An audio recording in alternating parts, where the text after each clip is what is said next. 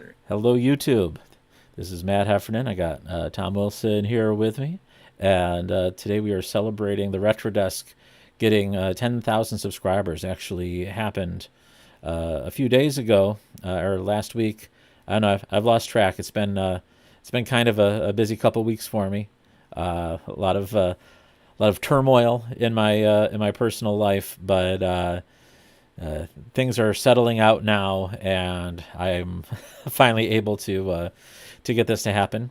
I am here literally on the retro desk. You can't see it on camera, but I am sitting at the retro desk with the Commander X16 and my daily driver personal laptop.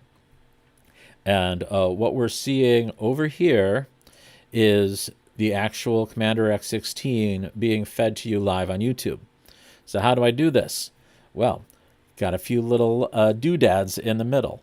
I've got first a converter that takes that VGA video and sends it to HDMI, and then I have that HDMI converter going into my HDMI pass-through capture device, which is how I'm getting it on OBS, and you're seeing it here. And finally, I am also seeing it on my old school CRT top of the line of 2001 monitor by taking that HDMI signal from the pass-through and going back to VGA. So it's I'm a little surprised you're not just using the composite output. I you know Oh, I bet the thing won't handle 240p very well. Yeah, and so it's made for VGA.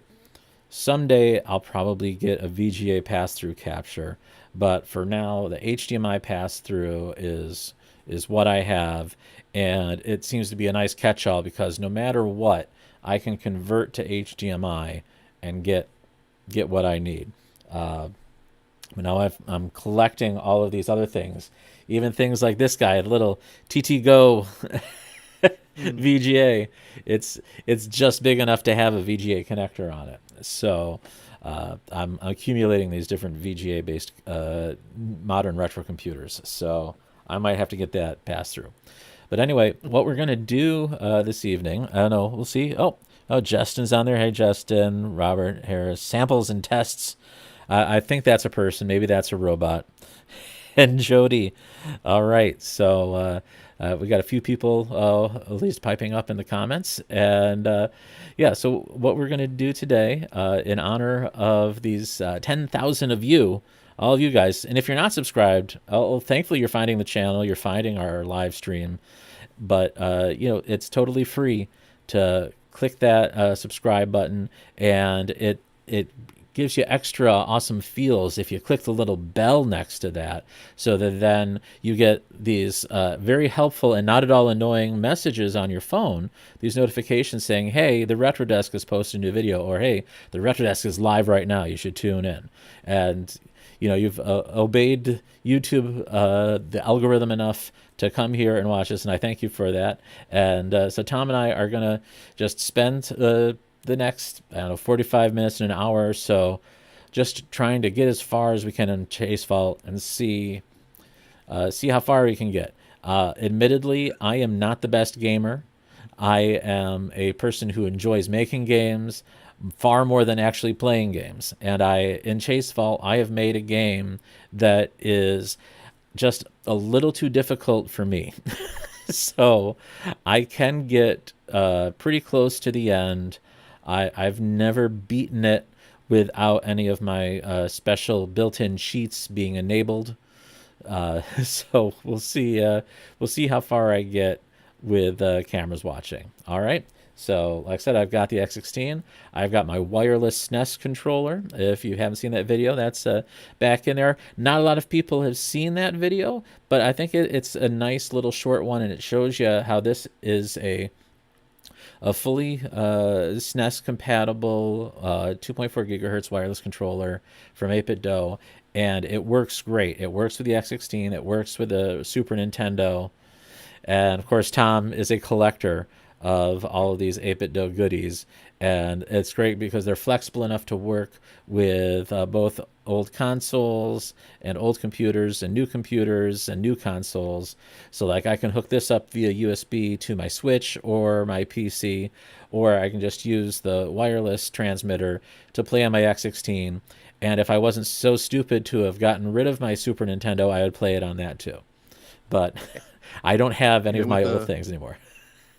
And with appropriate receivers, all of the 8-bit DOE wireless transmitters will work with USB or with the consoles that they're designed for. And I think there's 3 different of these console-specific adapters, and they also have a USB-specific receiver. I've got a couple of these now. Nice.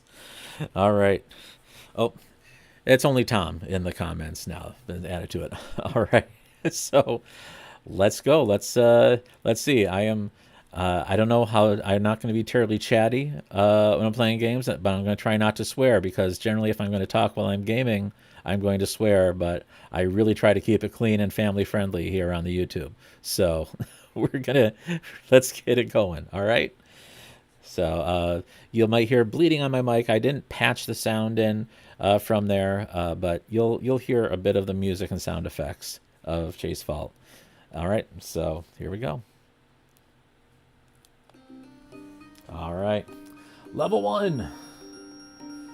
I can usually beat level 1 without without dying, since I've done it far more than any of the other levels, and I'm used to the way that the ghosts navigate.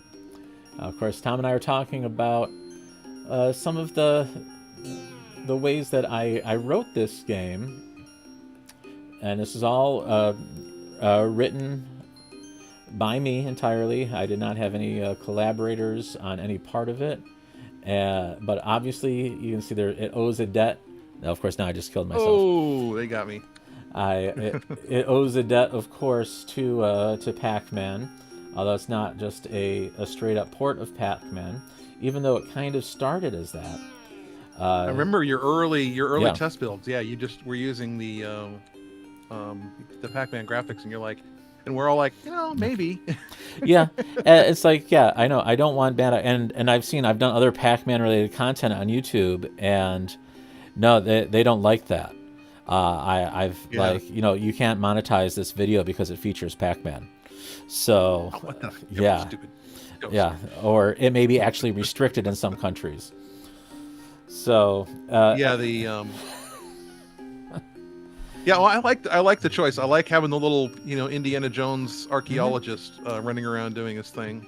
Yeah, so that's So I had the idea. It's like, all right, we're gonna try to make it. Get some of the Pac-Man mechanics in there. You'll notice there are 4 differently colored ghosts, although they are mostly white on mine. I made the coloring a little more subtle, because just the little borders there, the little edge of the borders, so that that if you're really paying close attention, you'd be able to kind of figure out. Is that an avocado that's floating around on the screen? Yes, there? It is an avocado. Or wait, no, I'm sorry. No, that's not an avocado. I'm sorry, that's a mango. Oh, now I'm disappointed. Yeah. So these ghosts follow the same algorithm, although I didn't reuse any code of like a 6502 based Pac-Man, because Pac-Man, of course, was written with a Z80. And so what I did was implemented that, but I threw in a few tweaks, and the way that it goes between these 2 different modes of either pursuing a particular spot on screen, and that spot is programmatic. It's either a fixed position on the screen, or it is something relative to you. And then there's the way that they turn around corners. It's all determined by the point that they are pursuing. And then it switches to a more hot pursuit mode, where the player becomes the point that it's pursuing. And as you get on to later levels, it will actually spend more of its time, the ghosts will spend more of their time in that pursuit mode than in their sort of running scared mode, which is what they always go to when you hit the talismans. And that's the big power pellet type things that they let you go I and thought chase they were them chocolate back. chip cookies. They're not chocolate chip cookies. They're voodoo I talismans. thought those were grandmother's chocolate chip cookies, just like you find at 7-Eleven. So here's the thing. Once I have a box, I do plan on making a big box version of Chase Vault.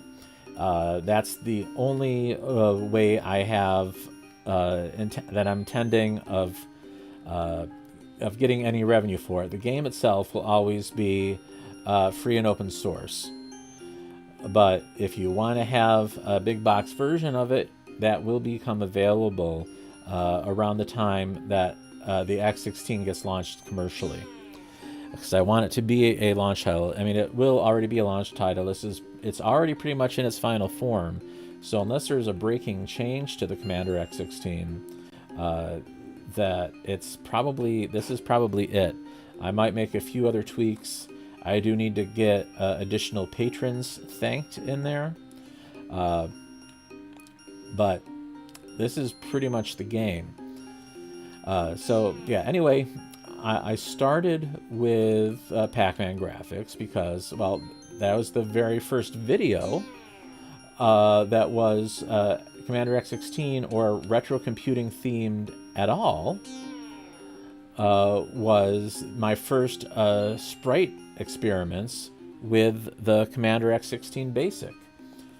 And just making a Pac-Man sprite go around the screen. And first it was just freely floating around the screen. Then I changed it to be this Pac-Man that would then eat the letters on the displays. Like you do a program listing and you could eat the whole program with the Pac-Man.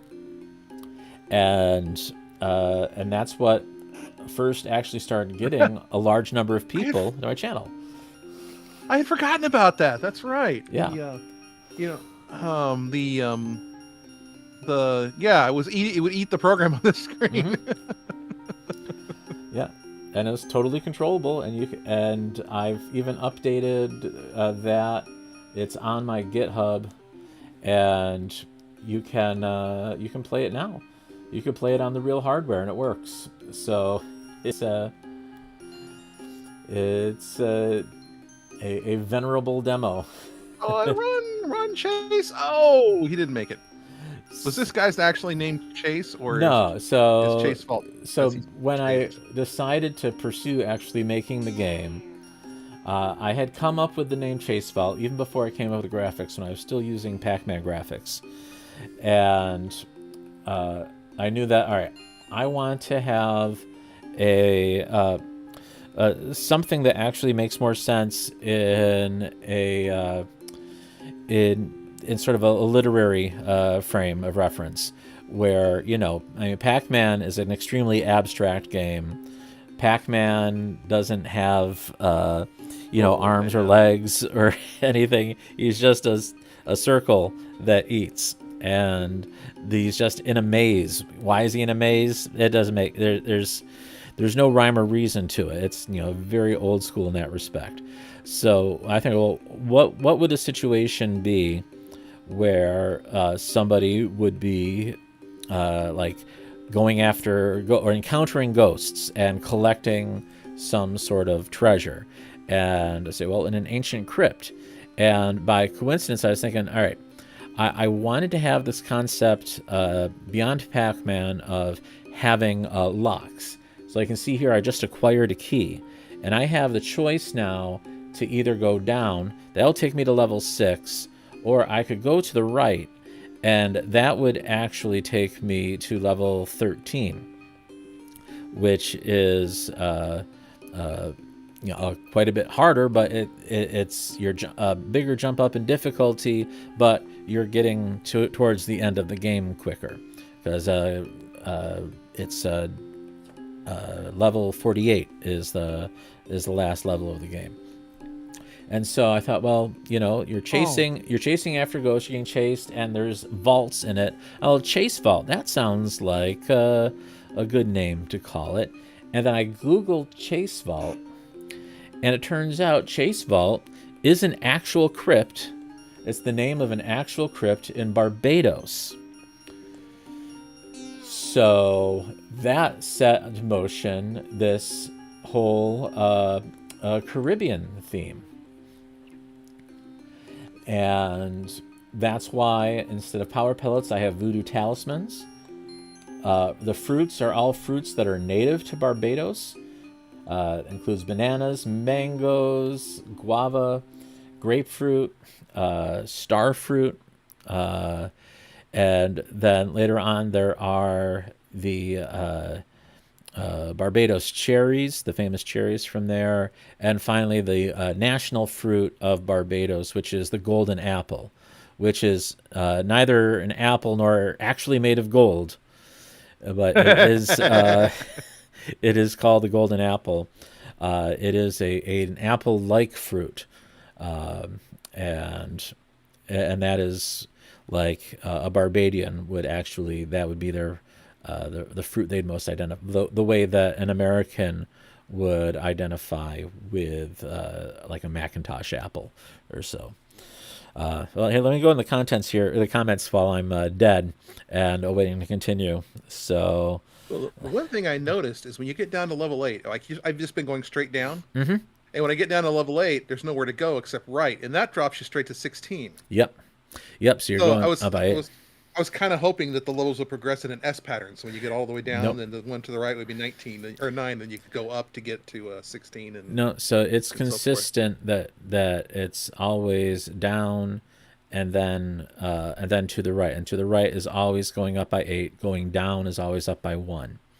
So So that if I want way to go to level 9, I need to go all the way you back go up to the all in the the way top and back then up. go to level. Yep. Okay. If you want to do everything in order.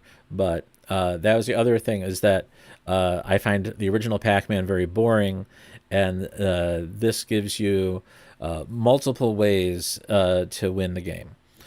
Different strategies, long-term strategies over what is an arcade-style game, which I think is an interesting concept. But anyway, let's look in the comments here. We got Jody. History made. First time live stream X16 game ever. Possibly. Certainly off hardware. I don't think anybody else has live streamed off actual X16 hardware before. I can't think of any. I can't. I mean, people Yeah. have recorded their X16s into Yeah. put them on YouTube, but I can't think of anybody doing an actual live stream that way. No, and like Justin says, does Discord count? And I would say not really, because that's not public per se. But yeah, there have been folks, and I think I've hooked up on Discord with the live feed, but this is the first time I've done it on YouTube, uh, live on YouTube. I've made test recordings before on YouTube, but this is the first time I've done it live, and as far as I know, this is the first time we're seeing a game being played live on YouTube on real hardware like this. And yeah, Barbados rum. Yeah, no, there's no alcoholic beverages in Chase Vault. This is a family game. Even though I And was I guess you could let those fruit ferment, but that would be kind of that's true. digital fruit turns into. Oh, oh, and I can see Tom, you've got the golden apple already, but you missed the Barbados cherries. I did. So I did miss the cherries. if you acquire cherries before you lose out in your lives, you will gain an extra life, and you will start out with 5 lives with every continue Oh, okay. after that. So yeah, Oh, so even on the continues, you get the extra life. yeah, That's cool. yeah. Justin, no idea that I much do thought like and that you can research went into continue this from game's where. items. Yeah, I do like that you can continue from where you left off. That's pretty great. yeah. So just it's just quality of life things that I wanted to have in the game. If I was going to make a Pac-Man like game, I needed to fix Pac-Man in the ways that I felt made it kind of boring and repetitive. I think Ms. Well, I mean, Pac-Man, yeah. Ms. Pac-Man was an incredible job that was done there by Namco to make a, or was it Williams? I think maybe Williams actually made Ms. Pac-Man. It wasn't actually made by Namco, but I think that was an excellent improvement. But I wanted to make it more Oh Zelda-like too. man. So yeah, it's a very extremely light RPG elements into a Pac-Man type arcade game.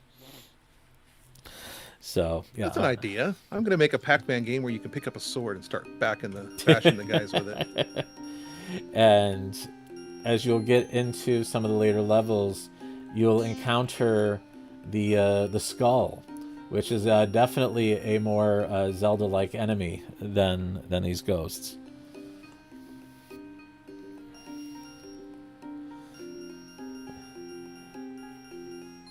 And yeah, I know some. Oh, I got the cherries. Here we go, cherries. Oh man, I got trapped.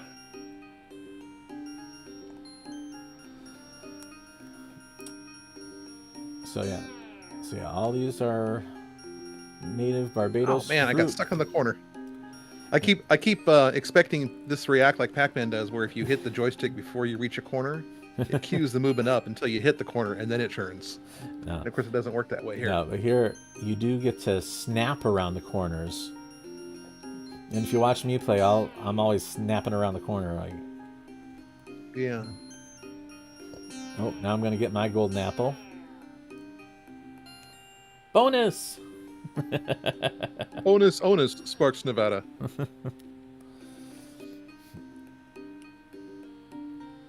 Oh, man. No. Oh, that was a mistake. Oh no, that's it. Really hard to do. Okay, ready, go. There we go. Complete to level 7. I think that was another So yeah. citrusy fruit. So I'm down at level 8 now. So that's the other benefit. And there it is. If you go strictly in order, it's the most efficient way to get all the fruit cycles. Because once you get through the first 7, if you got all the fruits on the first 7, then you'll start over on the cycle with 8.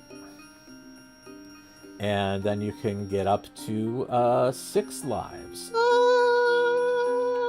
Got it. Ooh, there's the star. Oh, no. Ah, oh.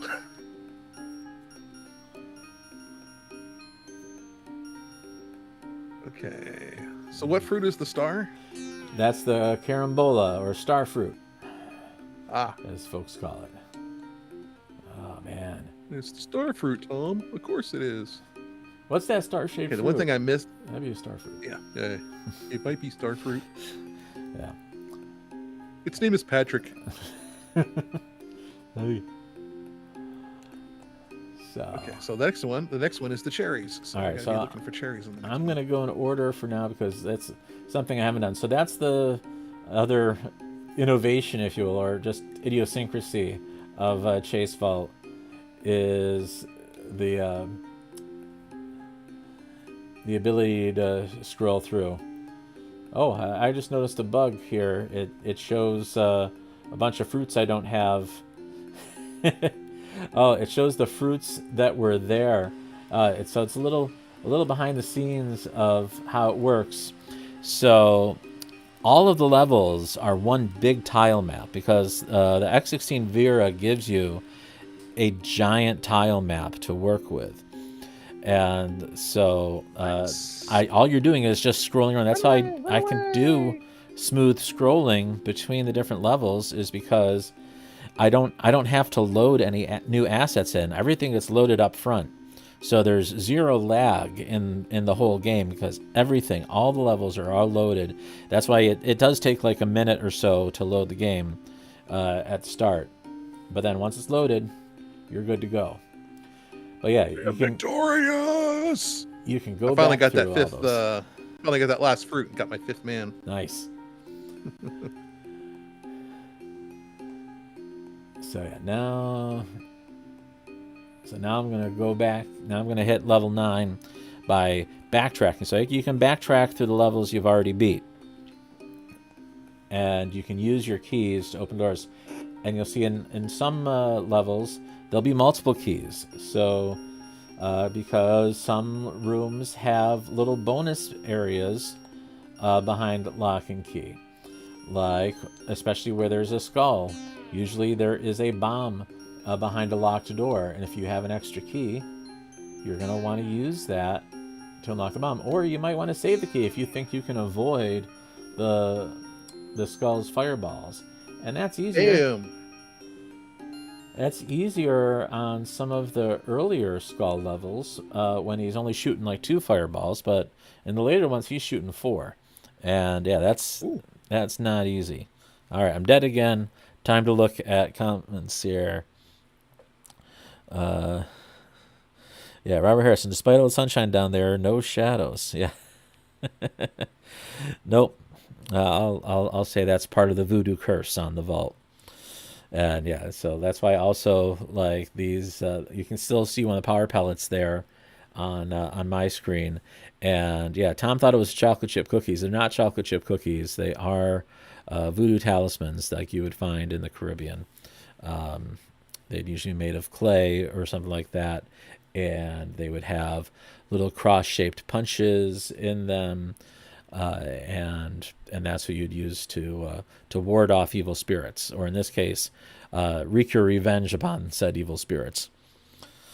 So Jody recommends a variant. Have the option of dropping ghost traps in the maze instead of just eating power dots. The traps would immobilize the ghost for a few seconds when you're in trouble. That would be interesting. Yeah. Well, there's always Chase Vault too. So, Yeah, because the big thing I always hated about Pac-Man was getting caught in a corner where there was a ghost at each end of the passage you were on. Yeah. And that's it.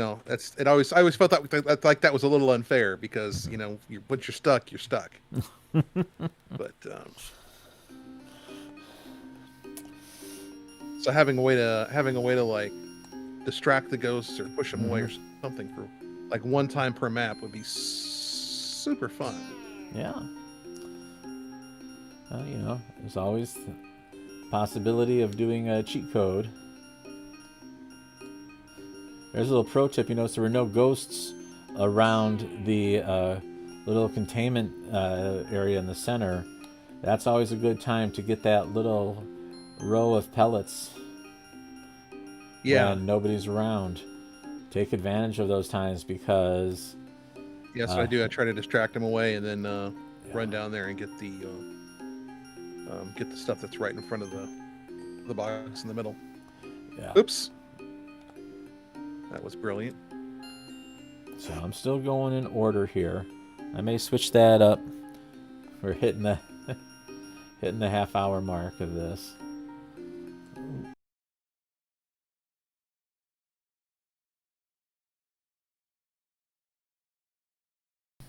All right. I think we've given up trying to stream.